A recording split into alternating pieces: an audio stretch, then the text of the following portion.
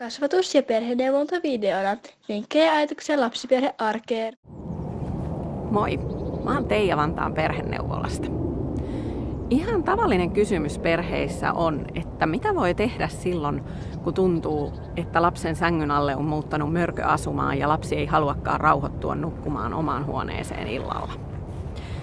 No, musta on hyvä muistaa, että tää on ihan tavallista monenikäisille lapsille.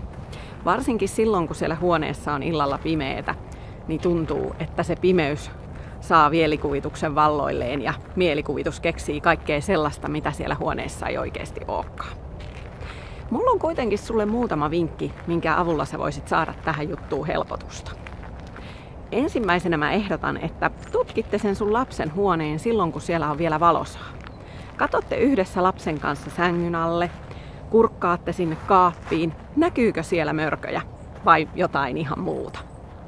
Sitten mä ehdotan, että voitte hankkia yövalon. Semmoisen himmeen valon, joka ei häiritse lapsen unta, mutta tuo kuitenkin vähän valoa ja sitä kautta turvaa sinne huoneeseen.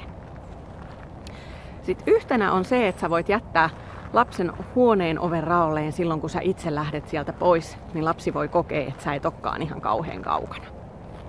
Ja tietysti iltarutiinit on tässäkin ne, mitkä auttaa. Eli joka ilta samassa järjestyksessä syödään iltapala, pestään hampaat, vaihdetaan yöpuku, luetaan iltasatu. Se tuo lapselle paljon turvaa. Ja sitten viimeisenä, mutta ei suinkaan vähäisimpänä, mä ehdotan, että sä otat sen mörön omaan matkaan mukaan. Ja laitat sen ovesta ulos, jos teillä ei asu mörköjä, tai otat omaksi kaveriksesi. Toivottavasti säkin saat helpotusta iltoihin näillä vinkkeillä. Moi! Kiitos kun katsoit Vantaan perheneuvola kasvun tukena arjessa.